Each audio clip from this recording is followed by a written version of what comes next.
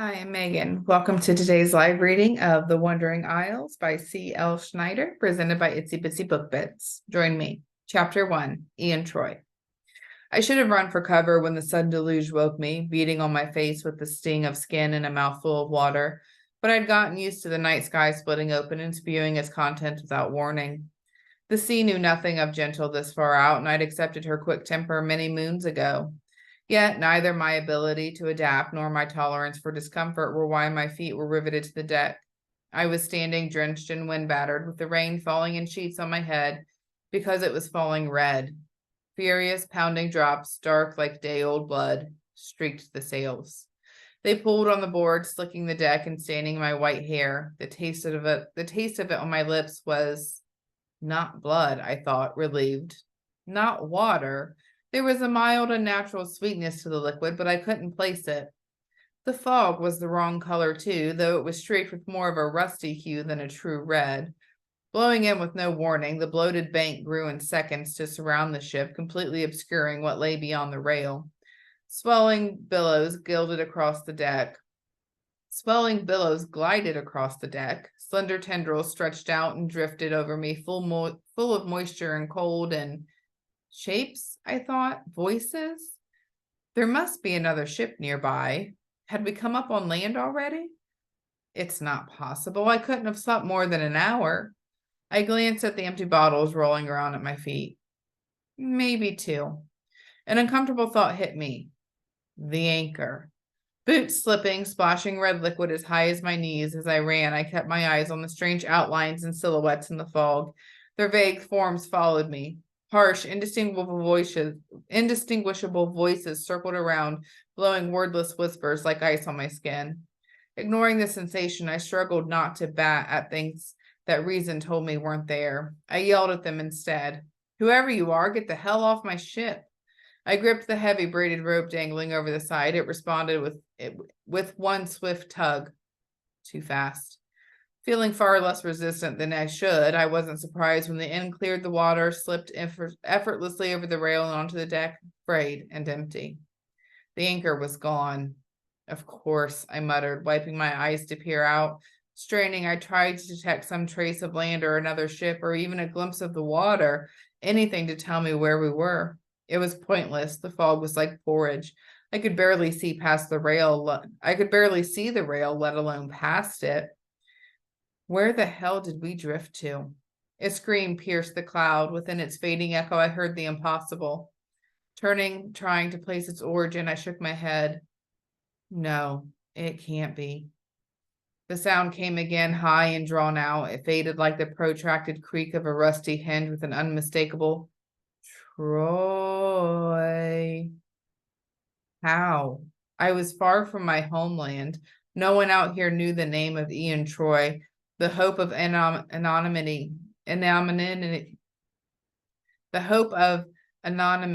was one of the many reasons I left.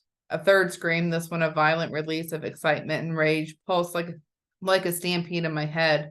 I covered my ears, fighting to block the noise and the rapid vibrations it produced. Both banged against the sides of my head with my name on their heels.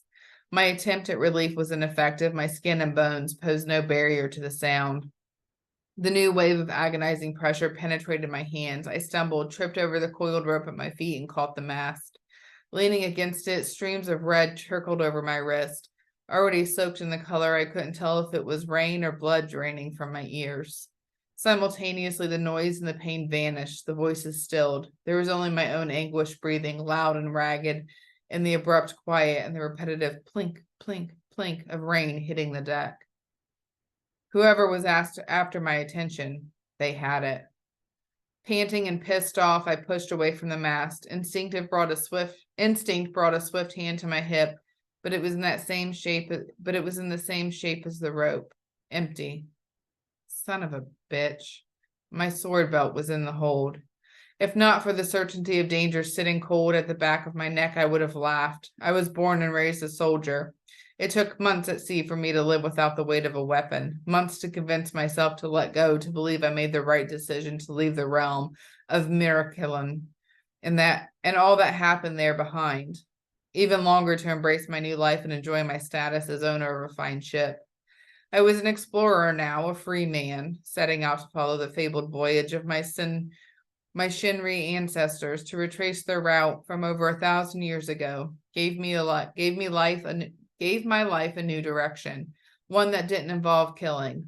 For the first time, I held no ties to any realm or any army.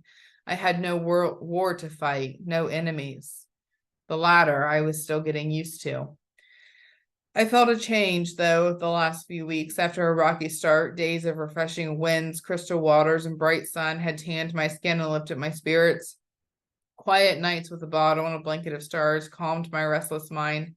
I'd grown comfortable, lax, sloppy, stupid. This morning's reading of the map indicated we were still 2 days out from our first destination, the Wandering Isles, a legendary island chain once hailed for producing and exporting exceptional spirits. It was said they were near impossible to find. Some claimed the isles a myth. Others declared the area cursed and abandoned, as none of their inhabitants had been seen on Mirra'kelan's shores in generations. The rumors led me to believe we'd find nothing of consequence. I'd come to think of the islands as merely a spot on the map. At least it would prove to be a place to hunt and feel land beneath our feet again. But I got swept up in the voyage and dropped my guard. And now we've drifted into God knows what. A deep, throaty whisper caressed my ear. Spinning as it sped by, I grasped at the shard of obsidian dangling from the cord around my neck. The black stone warmed against my skin as the energy inside it stirred. A pure-blooded Shinri, my kind were known for our compulsive use of stone magic, among other, less kind descriptors. It took but a thought for me to rouse the shard's power. Its black aura left the stone and eagerly sunk beneath my skin. With it came a zip of pleasure and a warm sense of control. I wished for strength, and vigor swept across me with a shudder. Muscles relaxed, adrenaline fell to a more tolerable level, tempering my unease. Yet the magic wasn't enough to erase everything. It never was. Remorse still crouched in the corner of my mind, an ever-present, unanswerable longing for things to be different. A wish that the dark, swirling magic scars decorating my body weren't constant reminders of the friends I lost to the war. That the limited spells at my disposal weren't a reflection of the immense power I once wielded and lost. Power that could help me now, I thought, but it was gone, and with it any hope of ever being more than the addict I was born to be. I drew more magic in to settle my spiraling thoughts. My gaze landed on the hatch leading below deck. It was closed. Red gathered on and around the lid, looking for a way in. The seal was good, but this wasn't a normal storm, and Jarryd was below deck. Running for the hatch amidst the downpour, a wet spray flew from my lips as I hollered his name. Jarryd! My only crew, my friend, my Nefatali, in the old language of my people, Jarryd Kane, should have sensed my urgency and concern. If the jolt woke him, he also sensed magic lessening the emotions. Not because he could wield any himself. Jarryd was Rowan and lacked the ability to cast magic. He perceived mine, though. A desperate spell I cast years ago to save his life bound our souls by magic. Since then, he felt what I felt. That wasn't always a good thing. I reached for the handle and the hatch burst open. Jarryd's head poked up from the darkness below. Instantly, the red rain peppered his braided brown hair, turning it a dark auburn as he stood perched on the ladder. Groggy, with lids half closed, he rubbed the stubborn sleep from his eyes. Are we there already? Did we find the islands? We found something, but if there's land out there, I can't see it. Vision clearing, Jarryd's sun-worn, unshaven features froze. He ogled the colored drops, splashing his skin with a deep, puzzled squint. It's pouring blood, Ian. He looked up, his voice bordering on anger. What the hell did you do? It wasn't me, I swear, I added at his disbelieving glare. Then how do you explain this? Jarryd scrambled up the deck. He let the latch fall close behind him. Because rain doesn't come in red. Not naturally. I focused, searching for a familiar tightness of a spell on the air. There was nothing, unless it was cast remotely. This isn't Shinri magic, and it isn't blood. Then what is it? Jarryd grimaced, sniffing the droplets pooled in his hand. I don't know. Admittance of my ignorance didn't sit well. Magic I understood. Magic I could fight. This? Jarryd's gaze started. Dread sunk his voice to a bare whisper. Do you hear that? He sprinted to the rail. It sounds like voices. I listened, but only heard the rain. There has to be land out there, he said, or another ship. It must be right beside us. Gods, Ian, he covered his ears as I had a moment before. How do you not hear that? I moved up and steadied him, passing Jarryd a measure of strength through our open connection. I used to think Shinri magic was the only magic in the world, but there are other powers out there. There are other powers here, and right now they're pulling out all the stops. Panting, Jarryd struggled for an even breath. What? This isn't an attack. It's a show, a display of power to intimidate and scare us. And if they've already sensed what I am, it's a threat assessment. Forcing me to reveal my hand will show them what kind of magic I wield. They're pushing you, he said. I guess they're not very smart. A chorus of voices bled out from the clouds, hoarse like a blade sliding on stone. They hissed as one. Murderer, witch, defiler, betrayer, insurgent, destroyer of life. Ian Troy, we welcome you. Beneath the red droplets, Jarryd's face went white. How do they know those things? We're nowhere near Mirra'kelan. Looks like my reputation arrived before me. Apprehension slowed at the shake of Jarryd's head. No, Ian. They spoke of me, not you. What? What did you hear? Jarryd glanced away, and I understood. His greeting was tailored with his own misdeeds. While I had a lifetime of transgressions, and I was used to hearing them slung in my direction, or recited in my own head, Jarryd wasn't. A royal messenger before we met, he grew up full of loyalty and ideals, with 0 crimes to his name. Any blemishes Jarryd earned were recent, brought on by the rigors of war, and likely my fault. I wasn't going to stand for anyone throwing them in his face. Staring into the cloud, my warning cut through the wall of rain. Enough. Whatever you're here for, you deal with me and me alone. Ian, Jarryd said, you don't have to.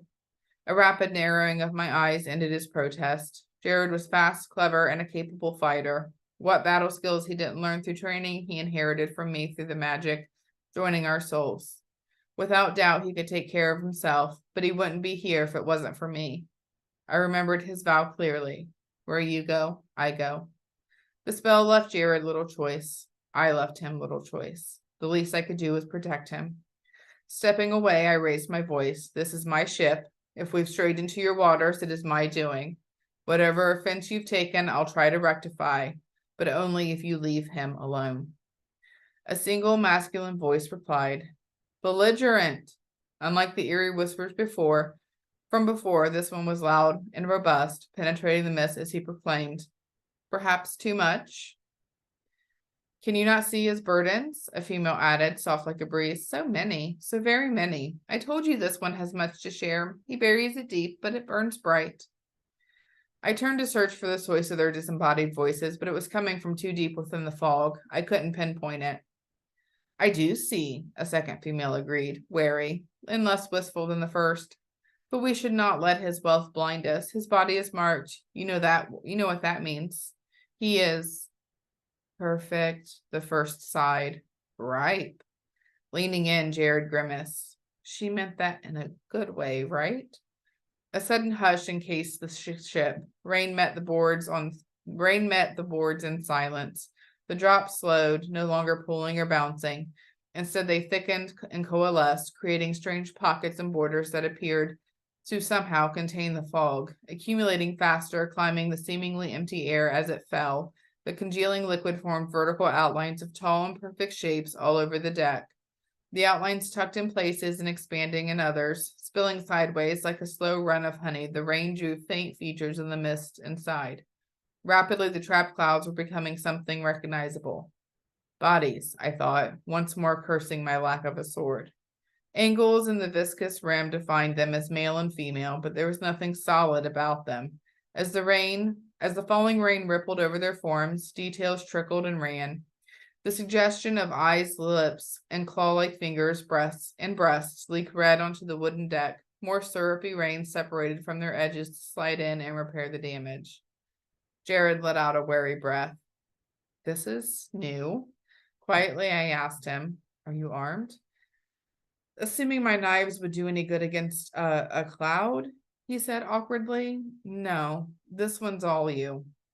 My cabin was 20 paces away, inside in a box with a small bag of uncut stones purchased before we left. Setting out into the unknown without a basic supply wouldn't have been smart. Alongside the bag was a leather wristlet of smaller fragments given to me years ago. I eyed the cabin door, weighing odds and options.